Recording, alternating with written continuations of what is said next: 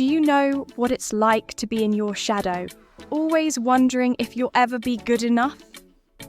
Lina takes a step back, her heart aching at Saida's words. I never asked for that, Saida. I've only ever wanted us to succeed together. Well, maybe I don't want to succeed together anymore, Saida replies, her voice trembling with anger. Maybe I want to be seen for who I am, not as an extension of you. The sun rises lazily over the rolling hills of Olumo, painting the sky in shades of orange and gold.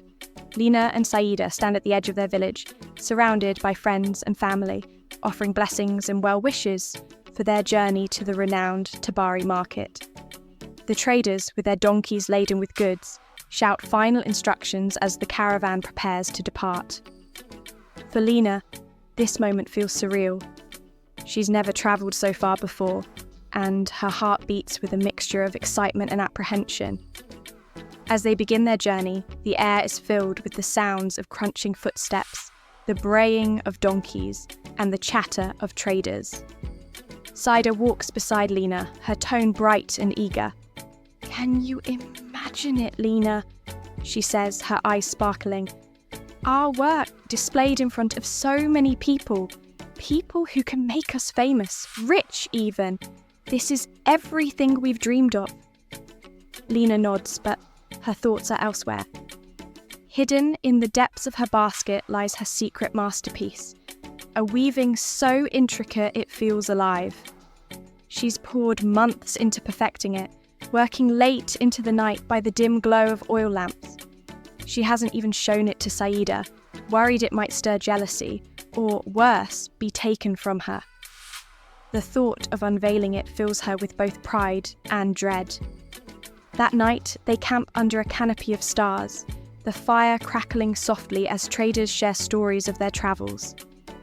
Saida is animated, her voice cutting through the night as she laughs with the others. Lina, however, sits silently, clutching the bag containing her precious work. As she stares into the flames, her mind swirls with questions. Will this journey bring them closer together or tear them further apart?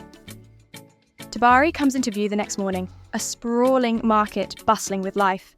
Vibrant stalls stretch endlessly, displaying goods that glisten in the sunlight, colourful fabrics, gleaming metals, and fragrant spices. Traders call out to passing crowds, their voices blending into a chaotic symphony. Lina and Saida pause at the edge of the market, taking in the overwhelming sight. "This is it," Saida says, her voice filled with awe. "The beginning of something big." The two women set up their stall near the centre of the market, carefully arranging their baskets in neat rows. Saida moves with quick efficiency, her confidence radiating as she shouts to attract passers-by. Lina, however, works more methodically, her eyes scanning the crowd. She's looking for something. Or someone. Her hand brushes against the cloth covering her secret basket, and her heart skips a beat. As the day progresses, more people gather around their stall, admiring the vibrant designs. Saida is in her element, chatting animatedly with customers and basking in their compliments. Lina remains quiet, observing the market's rhythm. Her gaze falls on a tall man draped in gold-trimmed robes. His demeanour is commanding, his eyes sharp as he inspects the stalls. When he stops at theirs, Lina feels a jolt of anticipation. "This is fine work," the man says, his deep voice resonating. "But tell me, do you have anything truly unique?" His question sends a ripple of tension through the air. Saida's smile falters as Lina hesitates, her hand hovering over the cloth. Is this the moment to reveal her masterpiece? The sun is at its peak, casting harsh shadows across the market. Lina takes a deep breath, her fingers trembling as she lifts the cloth. Gasps ripple through the crowd as her masterpiece is unveiled. The basket is unlike anything they've seen. Its intricate patterns seem to tell a story, with threads of gold weaving through rich, earthy tones. A flowing river winds through a village beneath a starry sky, the design so detailed it feels alive. The man, who introduces himself as Malachi, stares at the basket, his expression unreadable. "This," he says finally, his voice low, "is extraordinary." He picks up the basket, turning it carefully in his hands. "Who taught you to weave like this?" Lina feels a surge of pride, but glances at Saida, whose face is a storm of emotions. Pride? Resentment? Jealousy? It's impossible to tell. "It's beautiful," Saida says, though her voice lacks warmth. The crowd grows as whispers spread about Lina's work. Saida's other baskets, once the centre of attention, are now overlooked entirely. Maliki leans closer to Lina. "I want to make you an offer," he says, his tone serious. "Work exclusively with me, and I will take your designs to every corner of the land. You will be known far and wide." His words hang in the air, heavy with promise, and with consequences. The sun begins to dip low in the sky, casting long shadows across the market as the crowd disperses. The day should feel victorious for Lina, but tension clings to the air like the sticky heat of the evening. She notices Saida's tight-lipped expression as they pack up their stall. Her friend's usual warmth is gone, replaced by something cold and sharp. Lina knows she must address it, but the words feel heavy on her tongue. "Saida," Lina begins cautiously as she folds a cloth over her baskets. "I didn't mean to hide my weaving. It wasn't about you. It's something I've worked on for a long time. I wanted to reveal it at the right moment." Saida freezes mid-motion, her hands gripping the edge of a basket. When she turns to face Lina, her eyes burn with unshed tears. "The right moment," she echoes, her voice trembling. "You've been keeping this a secret while I've been out here, giving my all, believing we were equals. Do you know what it felt like to see you steal the spotlight today? To watch everything I've worked for be pushed aside like it doesn't matter." Lina takes a step closer, her heart aching at Saida's words. "That's not what I want, Saida," she says softly. "I didn't do this to overshadow you. I thought we could share this success." "Share?" Saida laughs bitterly, the sound slicing through the air. "Lina, you don't understand. You've always had this gift, this light that people gravitate toward. And me, I've had to claw for every bit of recognition. And now, Maliki's offer, he didn't even look at my baskets, Lina, not once."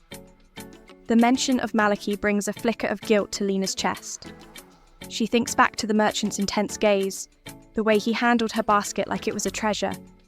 His words replay in her mind. "Work exclusively with me." She hadn't accepted his offer yet, but the weight of it already felt immense. "I don't want this to come between us," Lina says, her voice earnest. "We've been through so much together, Saida. This opportunity, it doesn't have to divide us." Saida shakes her head, her face a mix of frustration and sadness.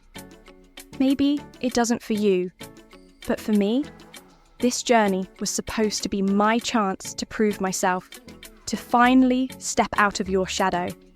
And now," her voice trails off as she gestures helplessly at the bustling market. Lina reaches out, placing a hand on Saida's arm, but her friend pulls away. "Saida, I want us to succeed together," Lina pleads. "I don't see this as a competition." "Maybe you don't," Saida says bitterly, her voice lowering. "But that doesn't change the fact that everyone else does. Even here in this market, it's clear who they see as the star." The words hang heavy between them as the sun dips below the horizon, casting the market in hues of orange and purple. Traders pack up their stalls, their voices echoing faintly in the cooling air. Lina feels a lump form in her throat as she watches Saida turn her back, gathering her baskets with quick, sharp movements. The walk back to their lodging is silent, the space between them filled with unspoken words and simmering emotions. Lina feels the weight of Saida's jealousy pressing against her, a wall she can't seem to break through. She wonders if her decision to reveal her secret weaving was a mistake, if it has forever changed the dynamic of their friendship. Later that night, Lina lies awake, staring at the ceiling of their small room. The distant hum of the market fades as the town settles into stillness, but her mind refuses to quiet. Saida's words replay in her head, each one a thorn in her heart. She tries to reassure herself that time will heal the rift between them, but a small voice in the back of her mind whispers otherwise. As the moonlight streams through the window, Lina clutches her basket closer, its intricate design a bittersweet reminder of her talent and the price it might exact. For the first time, she wonders if some successes are too costly. The morning light filters through the thin curtains, painting the room in soft gold. Lina rises early, her body weary from the restless night before. Saida is still asleep on her mat, her face turned away, her breath steady but her brows furrowed even in sleep. Lina sighs, wrapping her shawl tightly around her shoulders before stepping outside. The streets of the trading village are already alive with activity. Merchants call out their wares, and the rich scent of spiced bread and roasted nuts fills the air. Lina clutches her basket, the intricate pattern almost glowing in the morning light. She feels both pride and unease as she makes her way toward Malachi's stall, where the merchant had asked to meet her. When she arrives, Malachi greets her with the same sharp eyes and measured smile. "Lina," he says, his voice smooth, "I hoped you'd come. Have you considered my offer?" Lina hesitates, the weight of his words pressing against her. "I have," she replies cautiously, "but I haven't made a decision yet."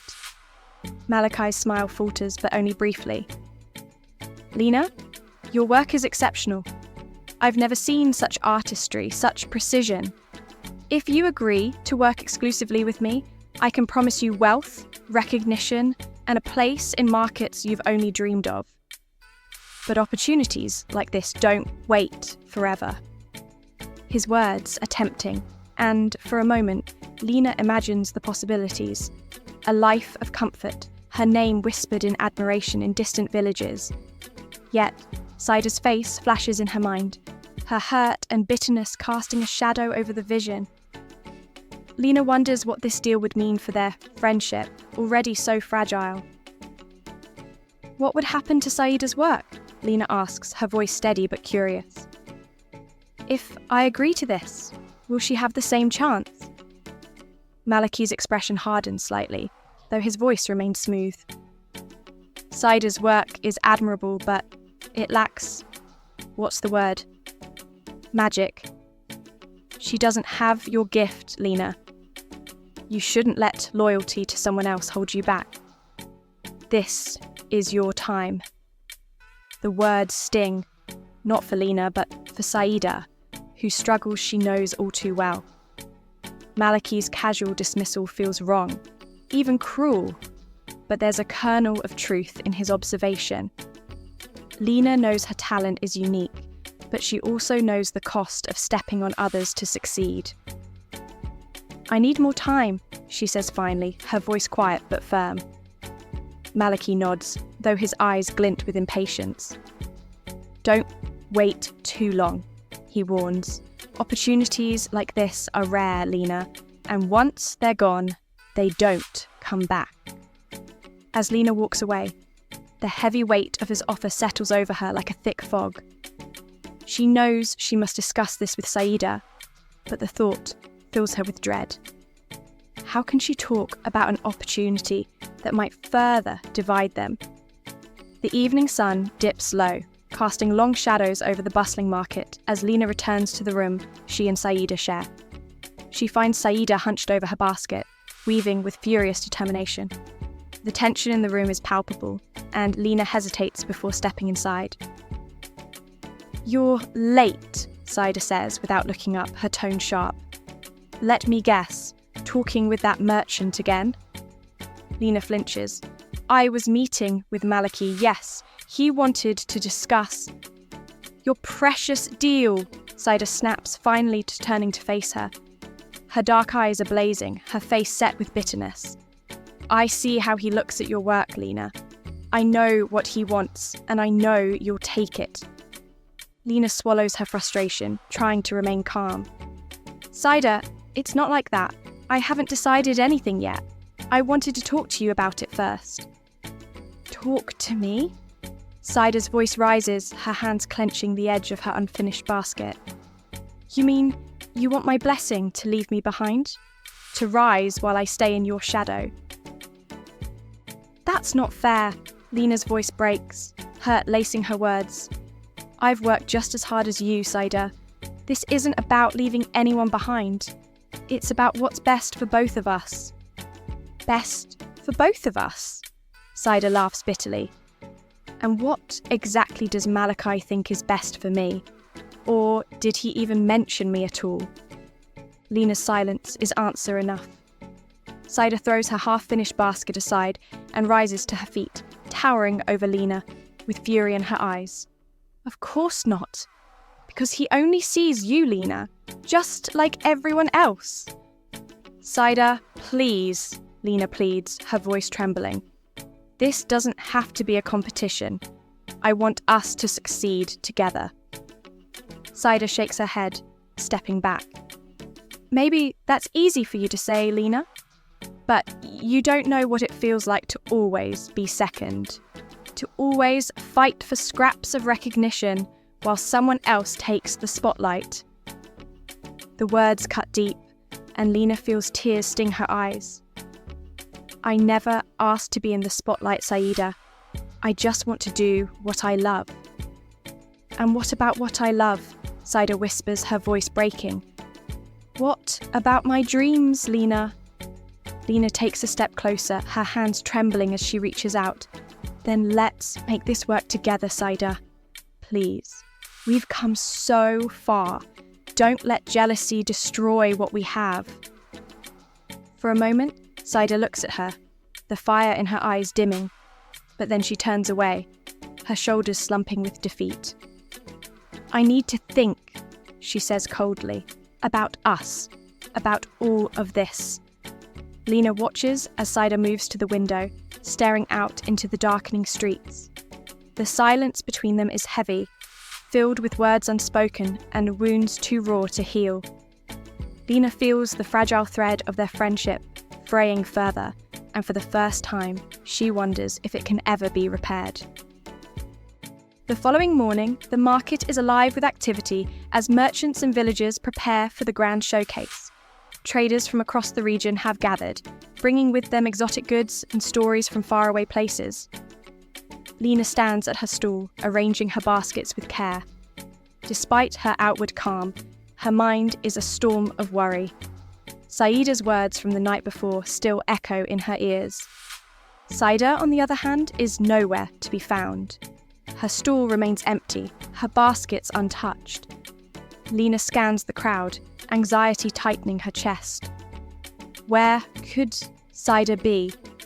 Suddenly, a ripple of whispers moves through the market, and Lina turns to see Saida entering with a group of strangers.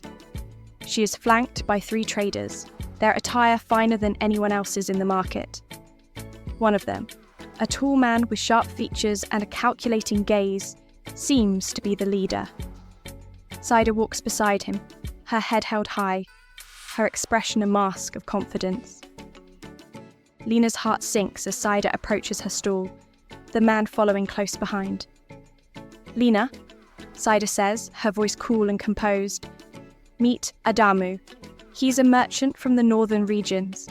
He's interested in our work. Adamu studies Lina's baskets with a discerning eye. Impressive craftsmanship, he says, his tone smooth but distant. You and your partner have great potential. Lina bristles at the word partner. She glances at Saida, searching for an explanation, but Saida avoids her gaze. Thank you, Lina replies cautiously. Our work is inspired by the traditions of Olumo. Adamu nods, but his attention shifts quickly back to Saida. I'm particularly intrigued by your vision, Saida. It's clear you have ambition, and I admire that. Lina feels a pang of betrayal. It's obvious that Saida has made her own connections, seeking an opportunity without her. She struggles to mask her emotions, her hands gripping the edge of her stool. "Saida," she says quietly, her voice steady despite the storm inside her. "When did this happen?" Saida finally meets her gaze, her eyes unreadable. "Last night," she admits. "Adamu saw my baskets and approached me. He believes we could create something extraordinary together." "We?" Lina repeats, her voice laced with disbelief. "Since when did we become separate?" Saida's jaw tightens. "Since I realised I need to take control of my own future. I can't wait in the shadows any longer, Lina. This is my chance." Lina wants to argue, to plead with Saida to reconsider, but she knows the words will fall on deaf ears. She looks at Adamu, who watches the exchange with mild interest, as if enjoying the unfolding drama. "Congratulations," Lina says finally, her voice clipped. "I hope it's everything you want." Saida hesitates, a flicker of guilt crossing her face. But Lina doesn't wait to hear the rest. She turns back to her stool, focusing on her baskets, ignoring the lump in her throat. Saida lingers for a moment before walking away with Adamu, her footsteps heavy but determined. As the day goes on, Lina forces herself to smile for the customers, but inside, her heart feels like it's breaking. The fragile bond she and Saida had begun to rebuild now seems shattered beyond repair. The air buzzes with excitement as the grand showcase begins. Merchants and villagers alike gather in a large open square where the finest crafts are displayed on intricately decorated tables. Drums beat rhythmically in the background, adding to the lively atmosphere. Lina stands beside her stall, her baskets arranged perfectly, their vibrant colours glowing under the golden sunlight.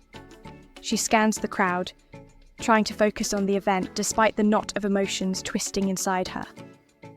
Saida stands across the square with Adamu, her baskets displayed prominently.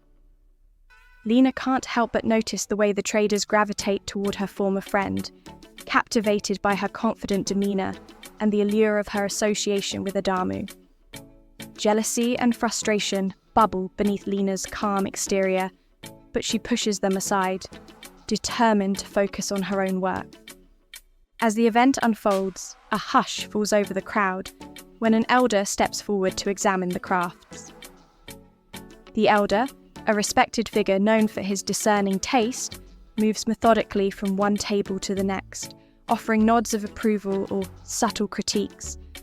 When he reaches Lina's stall, she feels her heart pounding in her chest.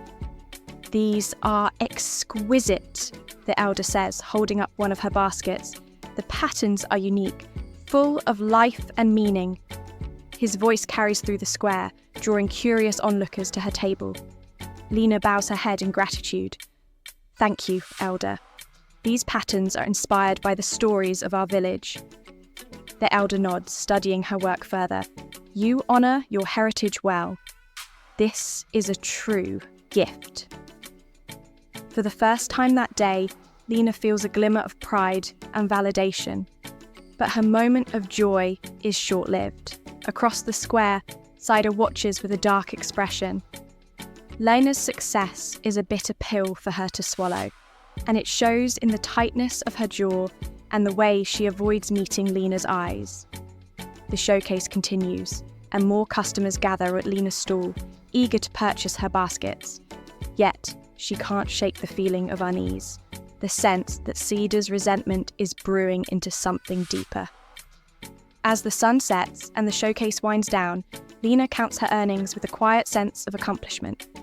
Her baskets have sold well, and the compliments from the elder and other villagers fill her heart with pride. But the tension between her and Saida lingers, unspoken but palpable. Later that evening, as the traders and villagers gather around a communal fire to celebrate, Saida approaches Lina. Her face is unreadable, her voice calm but cold. "Congratulations on your success today, Lina," she says, her words carrying a sharp edge. "It seems the villagers can't get enough of your work." "Thank you, Saida," Lina replies cautiously, sensing the bitterness behind her friend's smile. "You did well too. The traders seemed impressed with your designs."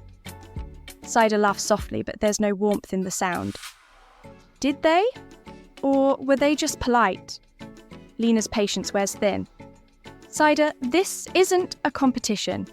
We're both here to share our work, not to outshine each other." "Easy for you to say," Saida snaps, her voice rising. "You've always been the one they admire, the one they praise. Do you know what it's like to be in your shadow, always wondering if you'll ever be good enough?" Lina takes a step back, her heart aching at Saida's words. "I never asked for that, Saida. I've only ever wanted us to succeed together." "Well, maybe I don't want to succeed together anymore," Saida replies, her voice trembling with anger. "Maybe I want to be seen for who I am, not as an extension of you." Before Lina can respond, Saida turns and storms off, disappearing into the crowd. Lina stands frozen, her emotions swirling. Hurt, confusion, and a growing sense of dread. As the night deepens, Lina sits alone by the fire, replaying the events of the day in her mind. The tension between her and Saida has reached a breaking point, and she wonders if their friendship can survive this storm. Her thoughts are interrupted when a shadow falls over her. She looks up to see Adamu standing before her, his expression unreadable. "Lina," he says, his voice smooth but laced with intrigue. "Your work today caught the attention of someone important. A merchant from the coast is interested in meeting you."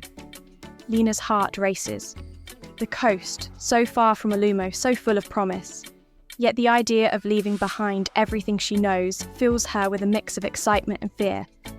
"Why me?" she asks cautiously. "Because you have something unique," Adamu replies. "Something the world needs to see." Before Lina can respond, Saida reappears, her eyes blazing with anger. "What is this?" she demands, her voice sharp. "First, you steal the villagers' attention, and now you're trying to take my opportunity too." "Saida, I didn't," Lina begins, but Saida cuts her off. "I won't let you overshadow me again, Lina," she says, her voice trembling with fury. "This time, I'll do whatever it takes to claim what's mine." Lina stares at Saida, the weight of her words sinking in. For the first time, she sees the depth of her friend's resentment, the darkness that has taken root in her heart. And in that moment, she realizes that their journey together has become a battleground, one that will test not only their craft, but their very souls. As the fire crackles between them, Lina feels a chill run down her spine. The path ahead is shrouded in uncertainty, and she knows that this is only the beginning of a much larger conflict. What do you think of Lina's incredible talent and Saida's growing jealousy? Do you believe their friendship can survive this storm? Or will their rivalry take them in different directions? Share your thoughts in the comments below. We want to hear your insights and predictions. Don't miss what's coming next. This story is far from over. Hit that subscribe button to join us for more gripping episodes, and let's explore these powerful lessons together. Your engagement is what keeps these stories alive.